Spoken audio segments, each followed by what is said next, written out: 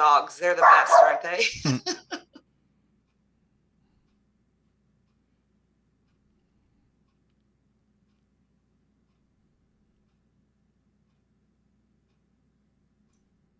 Well, hello, everybody. Welcome to the final 2022 Great Decisions Speaker Series program, an initiative of the Foreign Policy Association, sponsored locally by the World Affairs Council of St. Louis and UMSL Global, which is the international office at the University of Missouri St. Louis. UMSL Global has been a partner and a sponsor of the speaker series for many years, and it is my pleasure to welcome you here today. I'm Lorna Curdy, Strategic Administrator for the World Affairs Council of St. Louis, and also your moderator for the day. The World Affairs Council of St. Louis is a nonprofit, nonpartisan organization with local chapters across the United States. We are a 501c3 organization, nonpartisan membership organization that connects the citizens of the St. Louis region to the world and the world to St. Louis. We were founded in 1948, and our mission is to offer programs which promote understanding, engagement, relationships, and leadership in world affairs. We do rely on donations from the community and have annual memberships available. And there's more information about that in the chat box. I must admit that I am not an expert on industrial policy. And so as always, we invite you, the audience, to submit your questions for our speaker today in the Q&A section of the Zoom bar, which is located typically at the bottom of your screen and to the left of the chat button. And you can ask questions at any time right in that question and answer box, and I will be able to get to them once John is finished with his presentation. So I would like to welcome John Horn and introduce you all to him. John is a professor of practice in economics at Washington University at St. Louis Olin Business School. Prior to Olin, John served as a senior expert in the strategy practice of McKinsey & Company, where he spent 9 years working with clients on competitive strategy, wargaming workshops, and corporate business unit strategy. So welcome, John. I will let you take it away from here. Great. Thank you. Well, thank you for having me today, and thank you for asking me to speak about industrial policy. I have read the article that was in the Great Decisions magazine, and have read some of the supplementary articles that were recommended, but what I'm not going to do is teach them to you today. I don't want to just walk through and rehash those and go over them. What I like to do is to try to create some framing or framework around what industrial policy means and how we can think about it. Because part of the challenge with the concept of industrial policy, and this came out in some of the readings, was what does industrial policy even mean? It's one of those phrases that people throw around but aren't really clear about how they define it. And I would say it's not necessary that we all define it the exact same way, but we need to know how someone else is defining it and what they mean by industrial policy if we're going to have a debate with them about what the appropriate levels or the appropriateness of industrial policy is. So I'd like to focus this mostly on what do we mean by industrial policy? What is it? How do we think about contextualizing it in today's context? And then at the end, I'll talk about what are some of the things that we're seeing in the global economy and how that's influencing what the current debate is around industrial policy and its use. So what is industrial policy? Well, it's a pretty short phrase. It's 2 words. That's all it is. And at some level, it's a pretty easy concept to think about if we think about the 2 words separately. The easiest one is the second one, policy. What do we mean by policy? Well, it's something that has government intervention, either legislative or executive or both. It's rarely do we think of this as a judicial ruling that affects the policy. This is something that, say, in the U.S. Congress or implements and the White House approves, or something that through administrative action, executive action is implemented. And so it has to have some element where the government is actively deciding to do something and therefore implementing some kind of policy. That's the non-controversial part. The other part is what do we mean by industry? And the broadest sense, industrial just means it's focused on that policy choice, the action that the government is taking is focused on the performance of commercial industries, commercial meaning business sector. So it's a policy that the government implements that is going to affect how businesses or industries operate and what their performance is. And at that level, there's not a lot of disagreement about what industrial policy means and how we should think about it. But once we start to delve a little deeper into, okay, what do we mean by industrial? What does that actually mean? That's where a lot of the conflict and the confusion comes in. So one way to think about industrial policy is to think about it, are we talking about helping one company, or are we thinking about a whole industry? So is the policy action that the government is implementing aimed at one specific company? Say, for example, if we decide to bail out one particular company that's gone bankrupt, or if we try to put in position a subsidy that goes to one particular company, or if the government mandates that one particular company has to be the supplier of a key input that the government needs, and that gives them an advantage as a company, that's what we would think about as this on the left-hand side of a one company industrial policy. On the right-hand side, we could think about a policy that the government implements, which affects a whole industry. And this would be something where the government puts in place a policy which all companies in the industry, we're going to bail out all the automakers after the 2008-2009 crash. We're going to bail out all financial institutions that accept our help. We're not picking and choosing individual companies, but we're helping and focusing on a particular industry when we're enacting the policy. And the legislation or the executive action specifically names a particular industry. And at that level, we can start to see that it gets really complicated to think about, well, what's industrial policy and what's not industrial policy? Because if you think of industrial policy as it has to affect the entire industry as a whole, well, anytime a government decides to help a particular company, that's not industrial policy. But if we go back to our previous definition of government intervening to help a commercial entity, it is industrial policy. So we can think of that as the first level of, well, wait, what do we mean by industrial policy? The next level to think about it is, okay, well, are we talking about a policy which affects one industry or the entire economy? So one industry would be something like where we're going to bail out financial services institutions, or we're going to bail out the automotive manufacturers, but we're not going to bail out every company in the economy that's gone bankrupt after the 2008-2009 crash.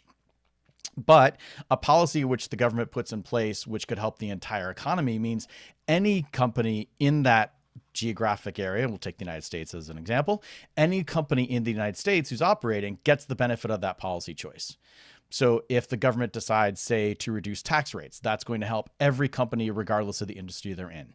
Or if the government decides that there's going to put in place a change in regulation, environmental regulations, that's going to affect anyone who's in an industry that is impacted by that regulation. So changing the Clean Water Act is going to affect agriculture, it's going to affect chemicals, it's going to affect manufacturing, it's going to affect, I mean, you name it, it's going to affect pretty much every industry. That's an example of industrial policy which affects the entire economy. And so again, it's starting to see like, well, this is confusing. What do you mean by industrial policy? And then it gets even more complicated when you think about the industrial policy as focusing on things that affect our nation or things that are going to affect commercial enterprises that operate in our country and the rest of the world.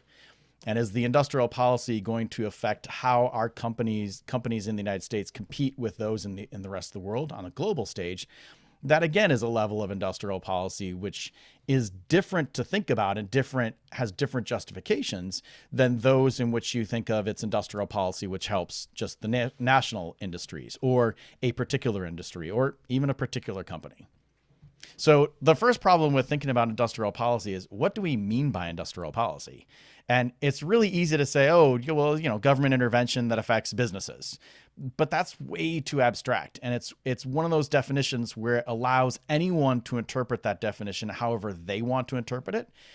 And it creates, as some of the readings pointed out, it creates a situation where people tend to define industrial policy in a way which helps support the outcome that they want, as opposed to defining industrial policy as a principled way and then saying, well, what does that imply for the outcome we're going to get in the economy or in the world or in the industry or whatever? So the first thing to understand is, what do we mean by industrial policy? And in particular, I think it's helpful to think about it at different levels of aggregation. So individual company versus a particular industry versus an entire domestic economy versus a global economy and the global interactions. Now, if we think about that, the other one definition that was in the Cato Institute, which was in the footnotes to read about, some people define it just as manufacturing, and they focus on the industry part of industrial policy.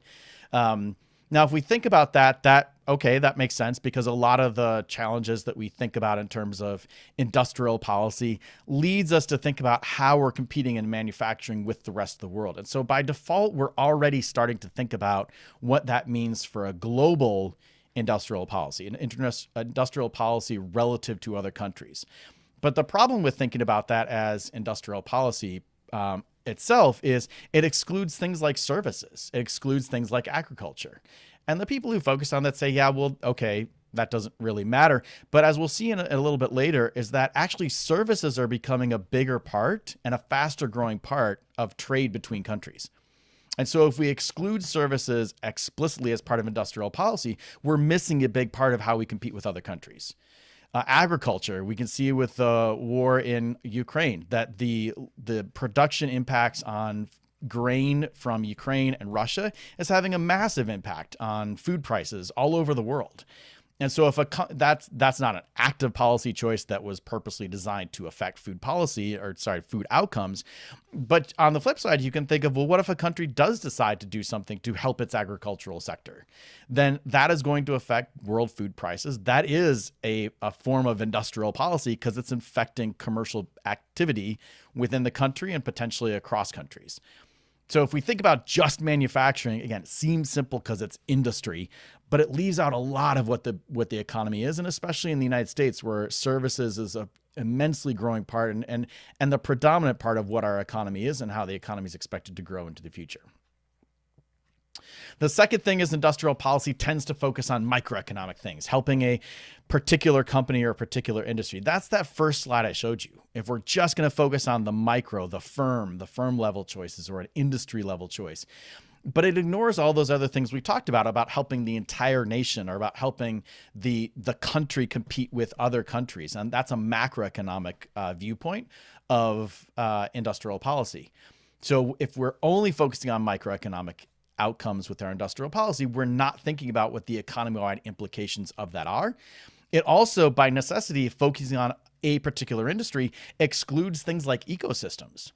So if we focus on new digital types of industries where you have lots of different companies from lots of different sectors joining together to create an ecosystem to provide products or services to consumers or customers, that gets really hard to disentangle and say, well, we're just going to help the device manufacturer portion of the industry, but not the software development portion of the industry, and not the transportation sector of the industry, and not the companies that are providing internet service provision, which allows the web to be able to buy those products, et cetera, et cetera.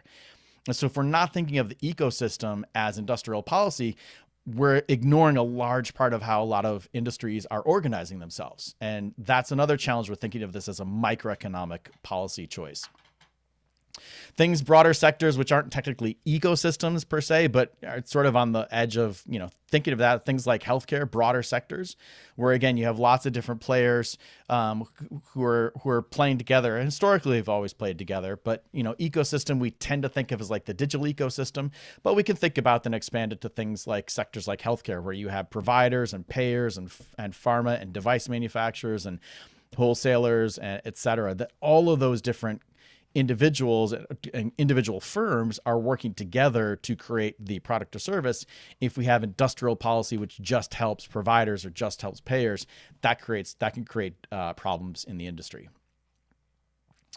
The third part of industrial policy focuses also often on market failure, but it depends on what we define as a market failure. There's sort of one definition of market failure, meaning the market just can't function because the right incentives aren't in place for private actors on their own to create the market. We can also think about market failure as ways in which the market, even though it optimally creates an equilibrium where supply and demand equal each other, it's not appropriately pricing other things like externalities. So positive externalities, which means we're underinvesting in things, or negative externalities like pollution, which we're overinvesting in because we don't bear the full costs. And so if we think of market failures as the first kind of the market just doesn't exist, well, that's a place where you would think the government intervention would be really helpful because we should be creating the market. But if we think about externalities, positive or negative, that sort of is limiting to particular types of industrial outcomes or market outcomes where those things exist. But it means that there's no role for industrial policy for taking a market where there are no real externalities and saying, well, look, the companies are underinvesting in things, maybe not purely because of an externality, but maybe because of the cost of capital is different from the cost of capital in another. But there's some other social need for this industry to succeed, or there's some other political need for this sector to grow. And if we don't have government funding of it or government investment in it, it's not going to grow to the potential to satisfy these other demands, these other needs. And so if we look at market failure just as the market outcome, the market equilibrium, and not thinking about, okay, the equilibrium is the equilibrium, but we don't like that equilibrium, it sort of narrows the focus of, well, there has to be an externality or the government can't step in. And the final thing is industrial policy, again, in the Cato Institute article, that tends to focus on national borders, meaning things that happen within the national border. But that excludes from all the international implications of what we do. I mean, it's fine to say, well, we're going to help farmers in the United States, but the food markets are globally linked. We're going to help oil and gas producers in the United States. Oil markets are globally linked. Even if you think about helping software developers or device manufacturers or manufacturing, those markets are all linked with other countries. The two classic examples of education and healthcare are the two primary industries which people focus and say, yeah, there's not a lot of international competition in those sectors.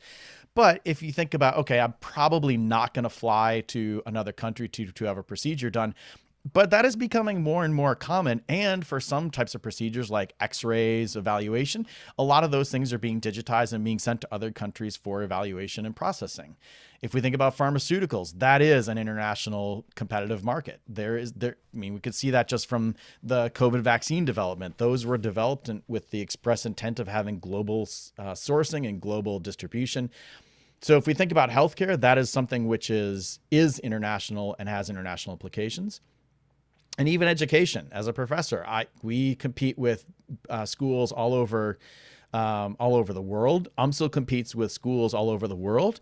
Programs for students, and with the pandemic and the rise of virtual teaching, sort of like we're doing here, that's going to make that type of market even more international, because people are going to realize I don't need to physically be present to get the education that I wanted.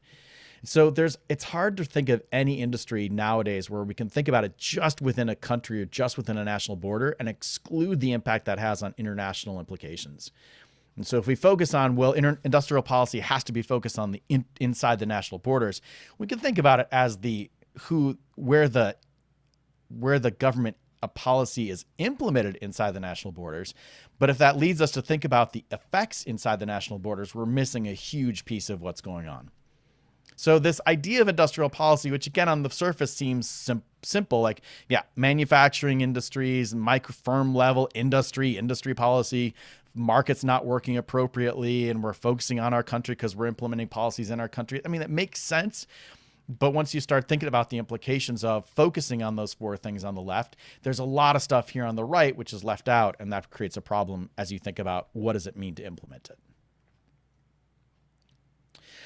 I've been just saying industrial policy, and the government implements industrial policy and has lots of industrial policy levers on the legislative and executive side. But I think it's helpful to think about what exactly we mean by those instruments of industrial policy. And what I've done is I've broken it down by those four different levels of where are we focusing the industrial policy. Are we focusing it on the company, on industry, the nation, or the entire globe, and the impact it has on global markets and global interactions? The most immediate form of industrial policy, which a lot of people don't think of as industrial policy, is tax policy. So I said earlier, I could give a tax break to a particular company. I could give a tax break to a particular industry. I can change the taxes to sort of influence where R&D happens inside the country. I can influence where we focus on companies versus individuals in terms of raising revenue. And so at the national level, I can implement tax policy to affect how industries operate. And then I also have this global impact. Countries like Ireland, which have had really low corporate tax rates, were the genesis or the rationale behind the tax cut of 2017, which was to lower corporate tax rates to make U.S. companies more competitive with those in the rest of the world. If we think about tax policy, it seems very U.S. focused and U.S. centric. And yes, it's implemented in the United States. We don't get to tax other companies in other countries directly. But the impact of that tax policy can be felt across the range of where industrial policy is focused. Same for subsidies. Subsidies are just negative taxes. So I can subsidize one particular company or one particular industry. I can subsidize the national economy. I can subsidize companies within a nation. And that also has effects on the globe overall and how our country competes with others. So tax policy, subsidies, they're two sides of the same coin. So there's no real difference there.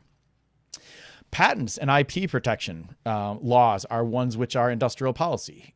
They can help particular companies because once I grant that patent to that particular company, that gives that company an advantage. It's not necessarily we see the patents and intellectual property protection for particular industries, although there are some times where that does say we're going to give different rules on when the patent clock could start in a particular industry. But for the most part, these are company level patents, which can help the nation overall to grow as it incentivizes R&D and investment in innovation. It also creates differentiation with companies in other countries. So it has global implications about where investment in R&D happens across the world. State-owned enterprises is a form of industrial policy. Industrial policy, which is specifically company beneficial. So a state-owned enterprise would be where the central government actually owns the company. These are like national champions in, say, China or other countries. This is where a particular company is focused on being the winner. And so we don't really see industrial benefits to it. And we don't really see necessarily even national across the board help because we're focusing on one particular company in one particular industry.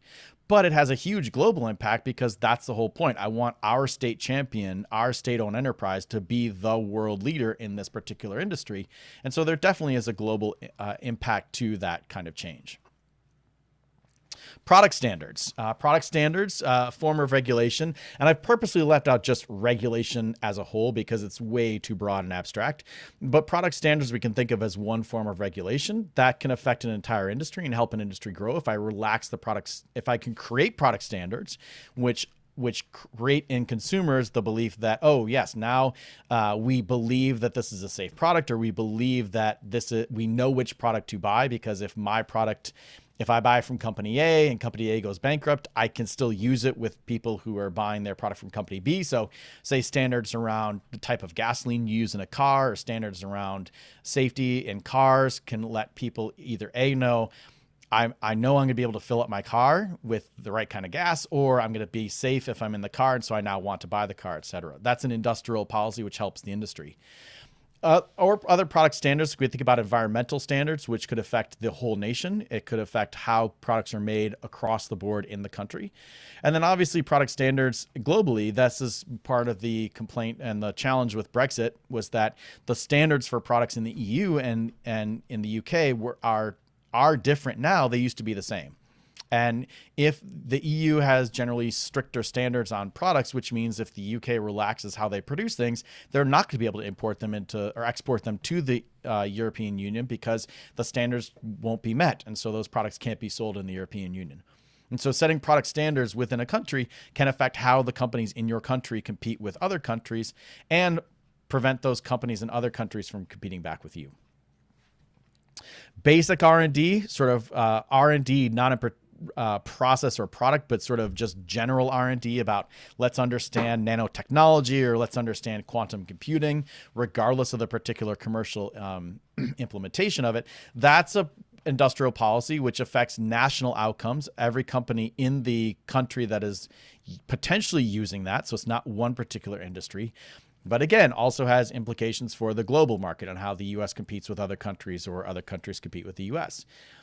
Now, some of the articles and some of the reading said, well, basic R&D is an industrial policy because it's not focused on one company or one industry. Well, yes, you can say that, but then you can also turn around and look at some of those same articles were arguing the United States needs to do more investment in basic R&D. So, well, if that's not industrial policy, why should we be doing it in the first place?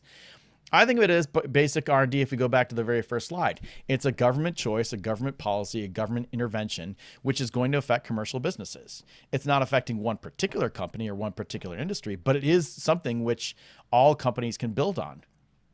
Investments in R&D in GPS technology has created lots of different commercial enterprises and commercial opportunities. That's not to say that the government created those GPS-based businesses. But if the government hadn't invested in actually launching all the satellites and developing the technology and supporting the development of that technology to allow that to happen, then those businesses couldn't exist, at least couldn't exist in the same way they exist today. So basic R&D is a form of industrial policy because it helps any company within the country, within the nation, to build upon that, to innovate. And then the last couple of categories of industrial policy really are just focused on global. So export subsidies are a particular form of subsidy, which is going to allow companies to better export their products to the rest of the world. That is helping one company or one industry or even the entire nation, depending how the subsidy is created, to compete with countries in the rest of the world. Tariffs and quotas, the sort of the classic international trade policy interventions. Those are things which help companies, every company in our country, to invest with, to compete with companies in the rest of the world. It's not going to help a company grow on its own in the United States, or an industry in the United States, or a nation in the United States compete in the United States. But it will help those companies or industries or potentially the entire nation as it competes with the rest of the world. So that's why I've had it's a globally focused industrial policy. And the last one is local procurement rules. So you have to buy, made in the USA or buy USA types of rules, or China has, made in China types of rules that they put in place. Those, again, are a global type of rule. If you were a closed economy with no global interaction, then local procurement really doesn't mean anything.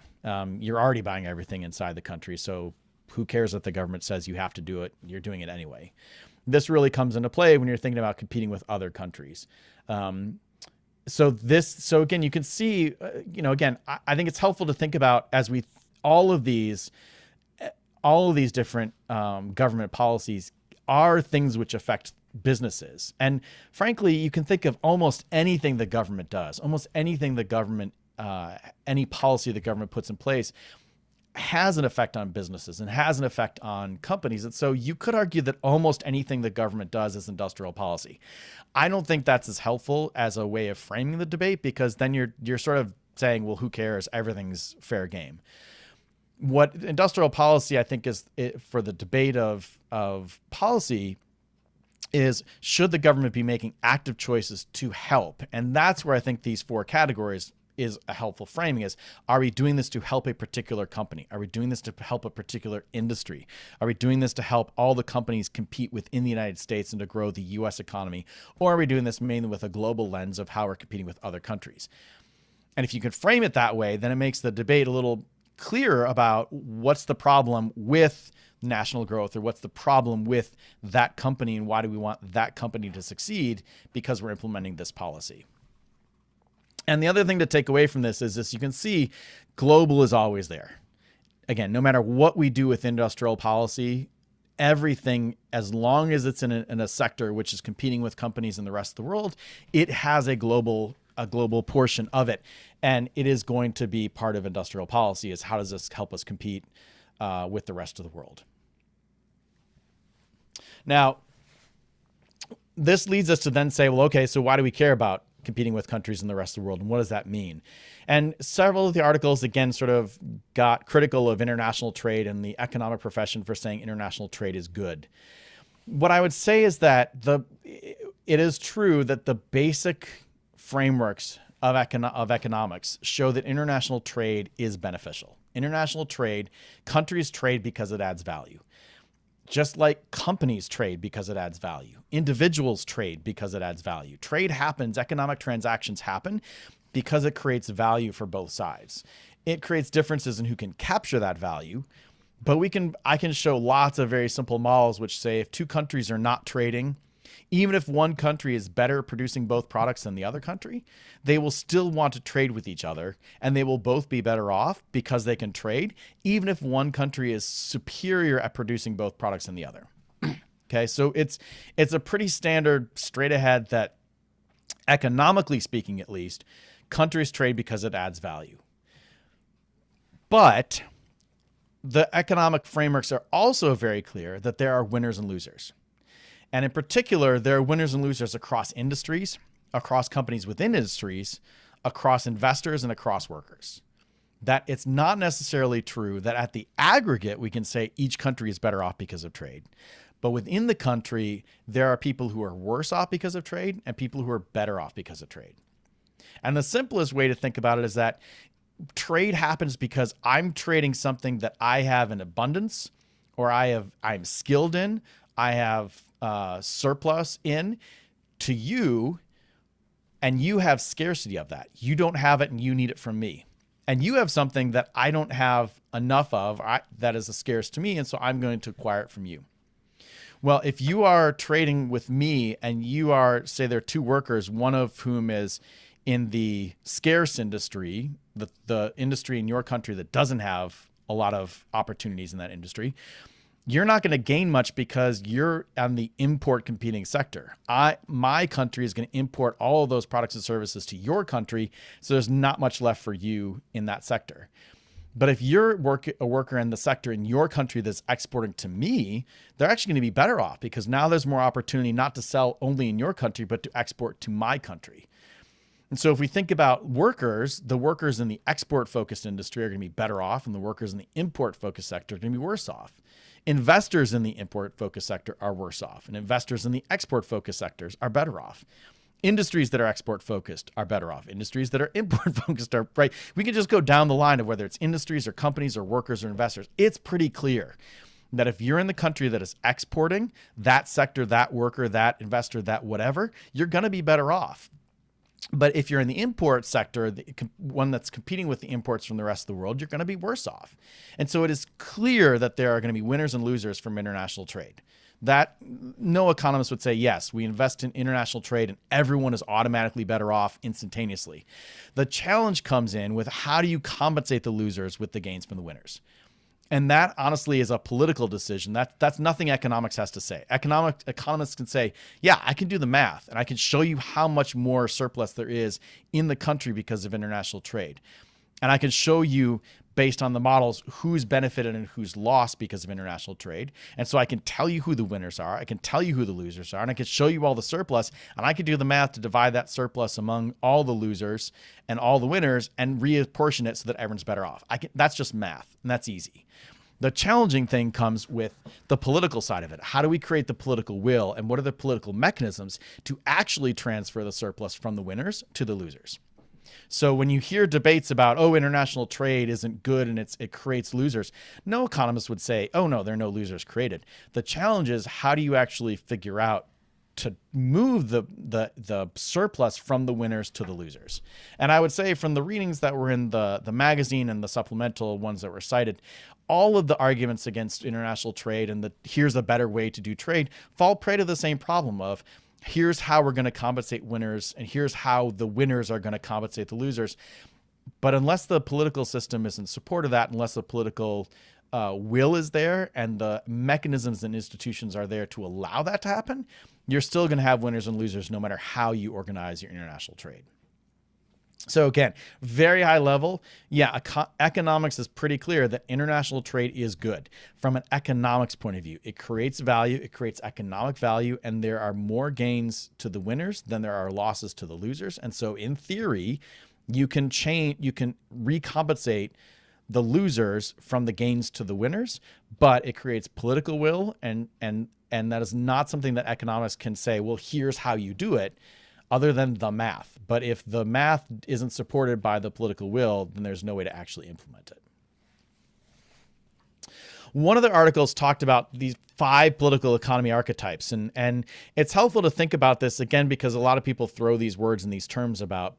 I think it's helpful to think about it along some of these different ways of categorizing what these theories mean in terms of how the economy is structured. And the 5 really key differences that I sort of like to take away are these 5 on the top. So what's their attitude towards big companies, multinational companies, large companies versus small companies, whether they're in support of free trade or not, whether they think that nation states are competing economically or if it's just companies within countries that are competing with each other, the role for government intervention and the appropriateness of a government intervention, and the impact on immigration and what immigration looks like.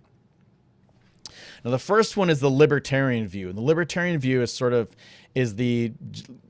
is sort of the strongest government should not intervene at all. There should be no government intervention. Libertarians are fine with big companies because if that's what the market wants and that's what people want to buy from, then that's what is the way the market is going to evolve into. That's the most efficient thing. And so big companies are fine. We should have free trade because it's not that China is competing with the United States or the U.S. is competing with Germany. It's a U.S. company competing with a Chinese company or a U.S. company competing with a German company. Who really cares what country they're located in? It's about the companies competing with each other. And again, economics says that whichever company is most efficient should win. So we should have free trade to take advantage of the efficiencies in other countries because we're not really competing as countries, as nations. We're competing as individuals, individual firms, individual consumers. That also means that as individual consumers or individual producers, each individual should be able to go wherever they can best sell their labor. So immigration is fine. It allows companies in the U.S. to get the necessary labor that they may not have domestically. It allows people domestically to go to other countries where their labor is more valued. And so immigration in the libertarian view is fine. It should be allowed wherever workers need to go. It's sort of the most government hands off, let the market decide what's going to happen. The opposite of that, you could say, because you can almost see all the yeses or nos and the nos or yeses, is progressive localism. This is the idea of small businesses, small local artisan or small local businesses. There are no large companies. Large multinationals, antitrust is a very important government policy and should be part of industrial policy as it breaks up big companies. So no big companies, no to free trade because we should have local production and local economies and local provision of goods and services. It all should be locally focused. Nation states aren't competing because, again, you're focused on the local. In fact, the extreme form of progressive liberalism would be that even states shouldn't compete with each other. You're competing within a county, within a village, within a city. It's not really about states versus states or nations versus nations. It's individuals at the local level. Government should intervene, though, to help support and provide barriers so that there is no encroachment from the bigger forces in the world to create these barriers so that local entities can thrive. And again, no immigration because, we're thinking of things at a local level, so we don't want people moving around. They should be able to and should compete at wherever they are right now. And we don't want that competition from other places. So that's progressive localism. The third is national protectionism, and this comes into play in two ways. It can actually either be sort of the right-wing form of national protectionism or the left-wing form of national protectionism. In both cases, they're fine with big companies. They do not support free trade. This is let's protect our country from all those other countries in the world who are trying to beat us. Let's make sure we have trade barriers, tariff barriers, quotas, all those other things that we saw a couple slides ago that are industrial policy to make sure that there is no free trade, that we win in free trade. Nation states are competing. We're competing with China. We're competing with Japan. We're competing with Germany. We're competing with Brazil. We're competing with every country. And so we need to have an industrial policy which protects our nation from those other countries. Does that mean the government should intervene? Well, it depends on which side of the spectrum you're on. And the right, you're not in favor of government intervention other than those tariffs and barriers. But within the country, hands off, no regulation, low taxes, let the market work. Whereas on the left side, that we're going to protect the economy, but the government should still intervene with more activist industrial policy inside the country, inside the nation, focused on industries, focused on the nation overall. And again, a commonality is both sides are not in favor of immigration, whether it's left or right side for the national protectionism. Now, neoliberalism is the sort of the archetype which has been most dominant in the U.S., say, in the last 50, 60 years. This is one where, again, big companies, fine. If that's what the economies of scale says should happen, great. Free trade is fine because free trade creates value. Nation states aren't competing, sort of like the libertarian view of like it's companies within countries that are competing with companies in that country and in other countries. Minimal government intervention just to make sure the rules of the road are the same across all the companies that are competing.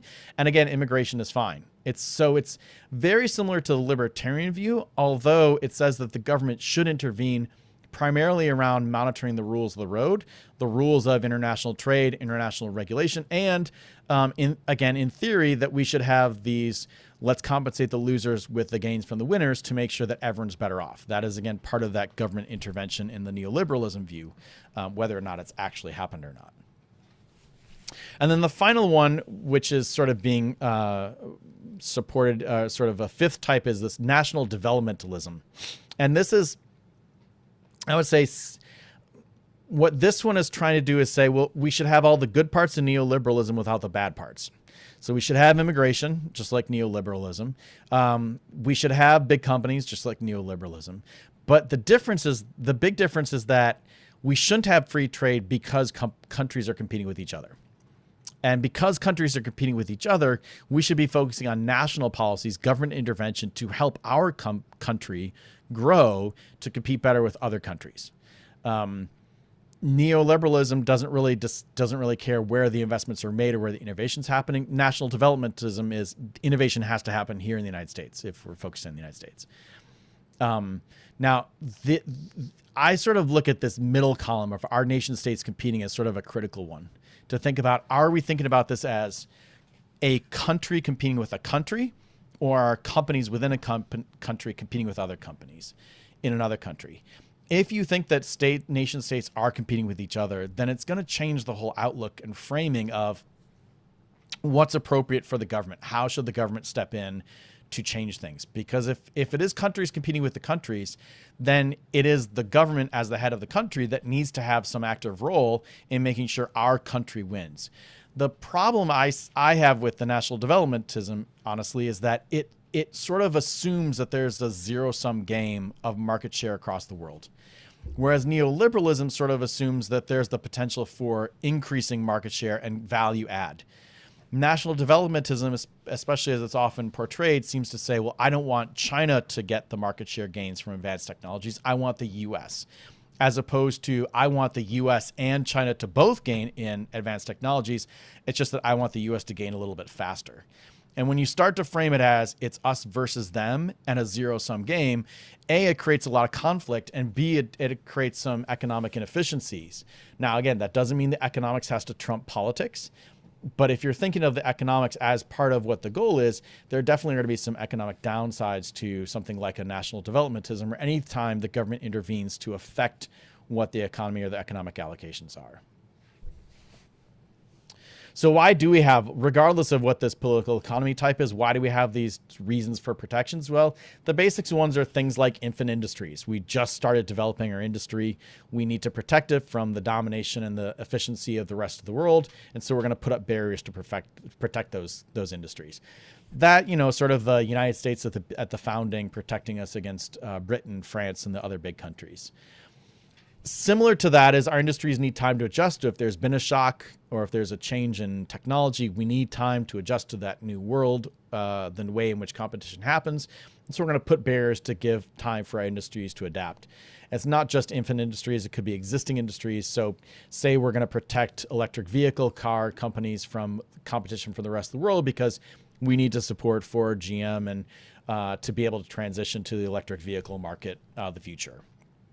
The third one, and this is where politics really starts to enter, is national security. We have to have the ability to make vaccines. We have to have the ability to make defense systems. We have to have the ability to manufacture basic goods and services so that we have food inside of our borders in case there's a crisis, energy, things like that.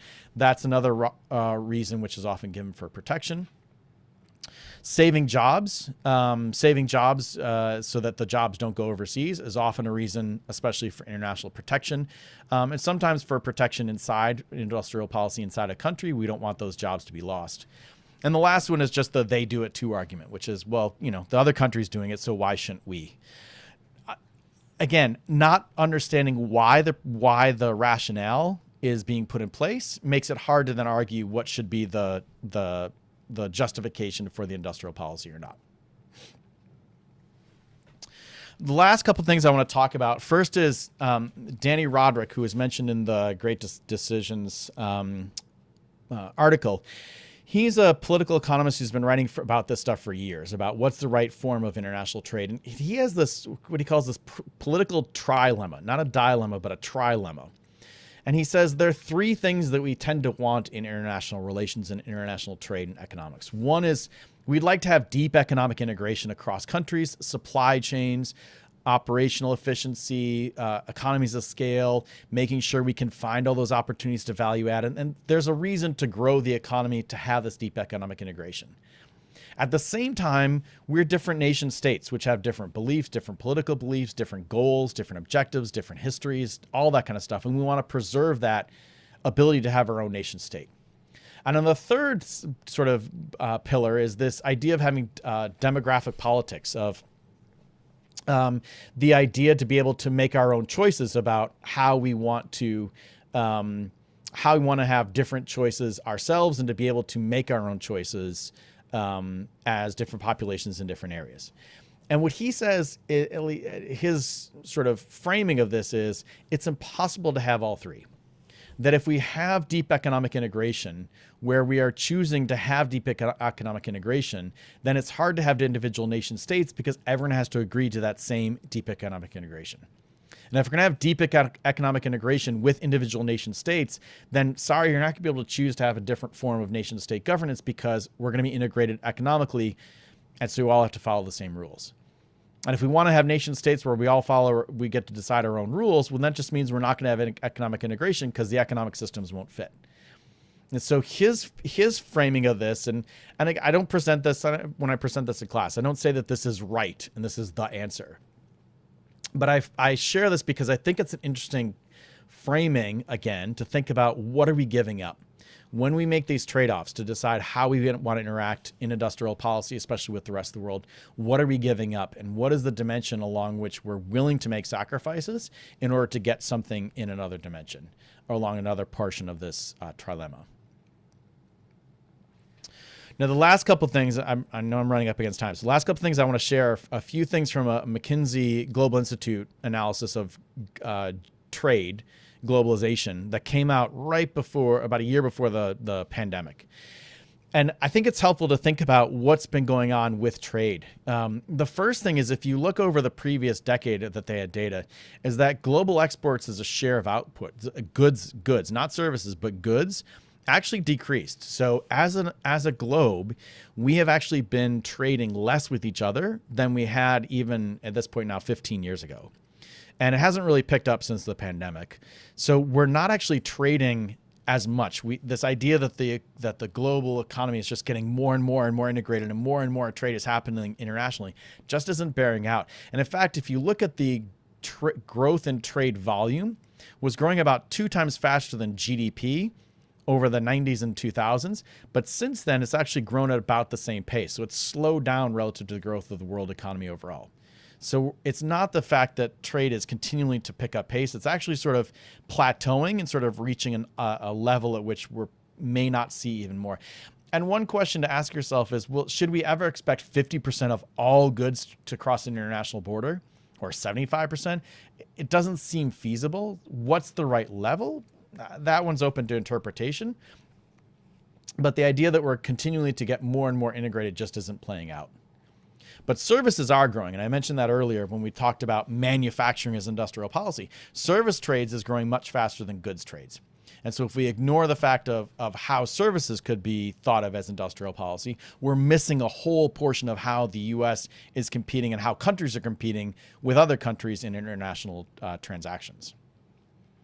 Arbitrage seems to have been played out. So the idea that we're shipping jobs to low cost countries, 18% of the goods that were shipped went from low cost countries, low wage countries to high wage countries. And so we're actually seeing more and more trade between countries of equal wage levels or more equal wage levels.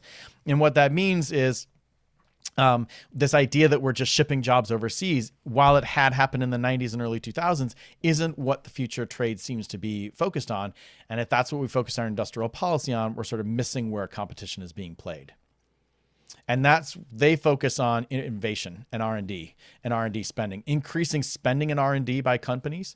This sort of is a contrast to the idea that we need national developmentism because companies aren't investing or underinvesting in R&D. Companies are investing a lot in R&D, software, branding, operational processes, process innovation, not just product innovation. And that means that those countries that can afford to invest in that will be at an advantage going forward. And the final thing is that we see more intra-regional trade between countries in Asia, trade between countries in Europe, trade between countries in Latin America, et cetera. That this idea of the goods flowing all across the globe wherever they need to is sort of diminishing over time. So we're sort of seeing a retrenchment back towards trade within regions across the world. And the last thing I'll share, just a couple of questions as we think about this. I know there was a presentation last week about, refocusing our policy towards China. I think what all of this industrial policy discussion and the topic raises for me is a couple of questions about what it means to have how the U.S. should focus its policy towards China. And some of the big questions that I think about are, first of all, is what's your core political mindset? So if we think about those 5 archetypes of political economy, there is some sense of a core political mindset about your belief system that sort of informs which of those 5 resonates with you. And they're going to have much different insights into what's appropriate or not for industrial policy. The second one is, could the U.S. even implement the kind of command and control mercantilism that China does? Could the U.S. impose and say, these companies we're going to invest in, and these companies are going to be the champions, and these companies are going to be ones we help with exports? Is that something the U.S. could even try to implement if they wanted to? The third one is, what do we believe about the inevitability of China's growth? China's growth in the last 30, 40 years has been more sustained and a larger relative growth than any country in pretty much the history of the world. So if we see this China growth as an outlier, we can either think that, you can either believe they're continue to grow as an outlier and continue to succeed, or you can say they've done all the easy stuff of growth, the simple stuff, but now they're getting to that middle income. And there are a lot of companies that have gotten to that middle income level, and to grow to the higher income level is really hard. To transition from a manufacturing export-based economy to a consumer-focused, consumer-driven, services-based economy, that transition isn't easy. And if you believe China will manage that accurately and effectively and appropriately, well, then yes, then there's a reason for how do we think about the growth between the two countries. If you think that that's a barrier that's going to be hard for them to overcome, it changes what the U.S. needs to do to mitigate China's growth. The fourth thing is, what's the impact of China's demographic time bomb? China is actually aging faster than the United States. The one-child policy means that they're going to have essentially one worker has to support one elderly person in the not too distant future. They're actually losing people of working age.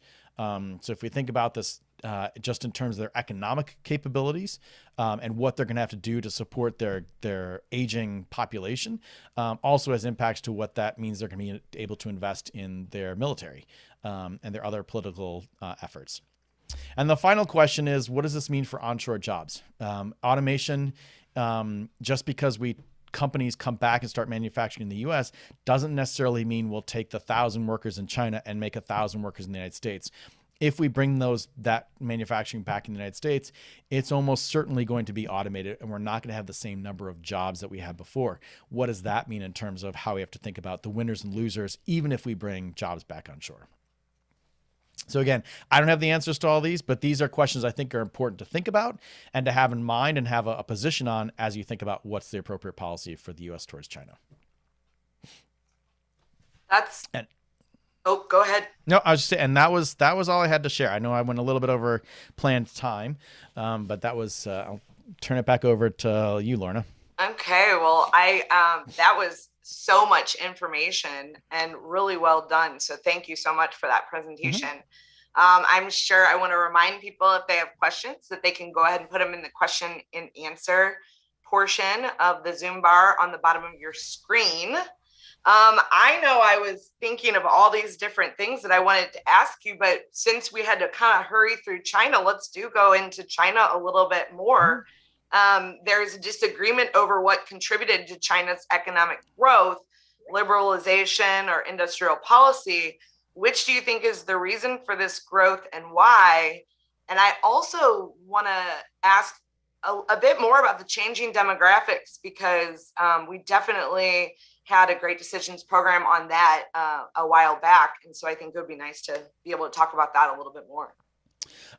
Yeah, so the first one is, was it liberalization or was it industrial policy? I think it was both. That if they had implemented industrial policy, they, in the late 80s, it was really like 1986 where they really started to open up the economy to the rest of the world. They had started to put the market reforms in place like in 79, early 80s. But until they really started opening up to the rest of the world and trading, there just wasn't the consumer-based economy to support all the manufacturing and production that they wanted to produce. They had to ship to the rest of the world.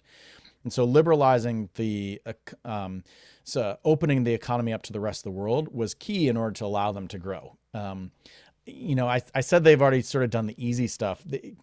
There were so many workers in the rural areas that they could bring to the cities and could drive into manufacturing growth because there was almost an insatiable appetite in the rest of the world for the low cost products that China was producing.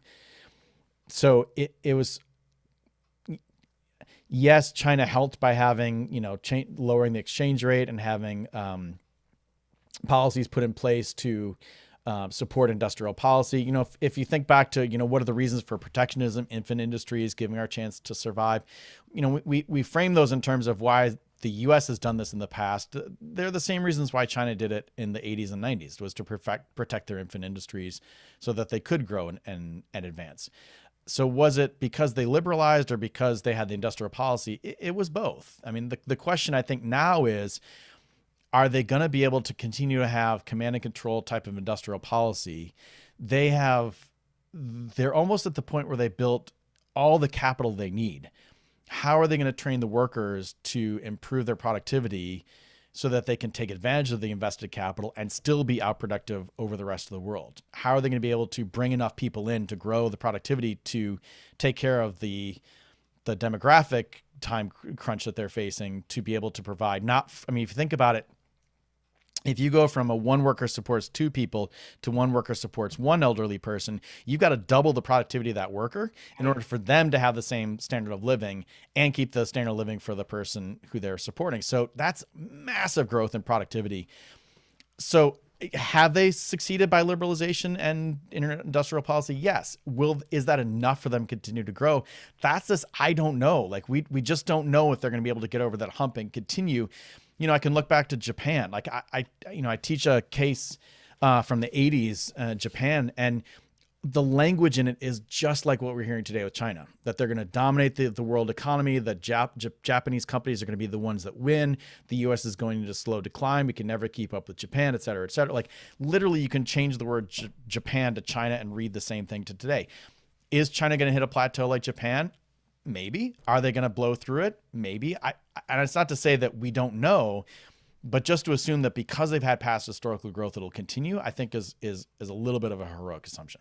Yeah, I think from what you're talking about, it sounds like that almost because of the changing demographics, it seems that it wouldn't be sustainable.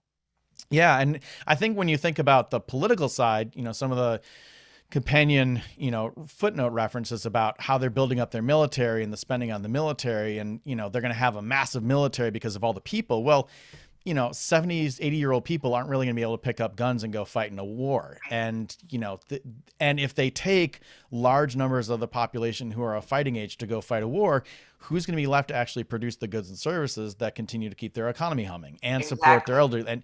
And that's where I think when you start to get away from the absolute number of 1.1 billion people into, yes, but how many people actually can be allocated to these different things, it becomes much more challenging. And that doesn't mean to say they're not going to do it or not going to pursue it, but it becomes much more challenging for them to try to implement and to sustain. Well, I guess that'll be interesting to watch. Mm-hmm. Yeah. Another thing that you brought up that I was like, oh, wow, I had never even thought about that. State-owned enterprises. Mm-hmm. Can you give us a couple examples of United States state-owned enterprises? And then in addition to that, how does lobbying affect these specific state-owned enterprises? And can you talk a little bit about how that all works?